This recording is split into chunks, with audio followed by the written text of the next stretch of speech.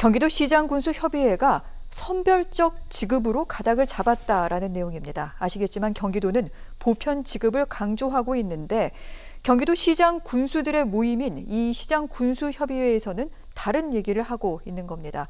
일단 오늘까지 지급이 필요한 취약계층을 선별하고 또 구체적인 방식 등등은 오는 19일에 회의를 열어서 최종 결정하겠다. 이런 방침을 내렸다는 내용인데 경기도와 경기도시장군수협의회가 지금 다른 식의 반응을 보이고 있습니다.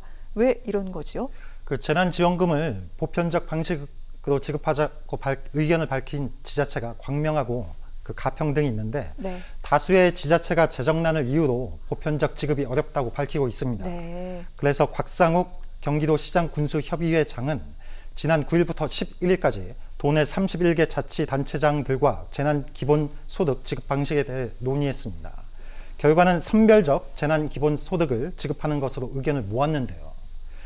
그래서 이들 지자체는 코로나 때문에 어려운 소상공인하고 특수 형태 고용 근로자 등 취약계층을 대상으로 선별 지급해야 한다고 강조했습니다. 네.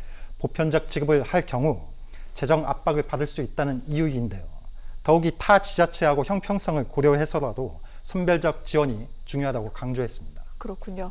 하지만 아시다시피 이재명 경기도지사는 보편 지급에 있어서 가장 목소리를 크게 내고 있는 정치인 가운데 한 명입니다. 얼마 전 경기연구원, 경기도 산하단체인데 1차 재난지원금 보편적으로 지급했을 때 그 소비 효과 굉장히 좋았다라고 이 지사의 주장을 또 뒷받침하고도 있습니다. 하지만 또 민주당 내에서는 여기에 반박하는 목소리도 있고 앞으로 어떻게 전개가 될까요? 최근 경기도 의회가 모든 경기도민에게 1인당 10만 원씩 2차 재난기본소득 지급을 공식 제안을 했는데요. 네. 이에 대해 이재명 지사는 도의회의 결단에 대해서 고마움을 표시를 했습니다. 도는 2차 재난기본소득 지급을 지금 검토하고 있는데요. 전 도민에게 1인당 10만 원씩 2차 재난기본소득을 지급하면 총 1조 4천억 원이 예상됩니다. 지급 시기는 이르면 설 이전에 진행될 것으로 보이고요.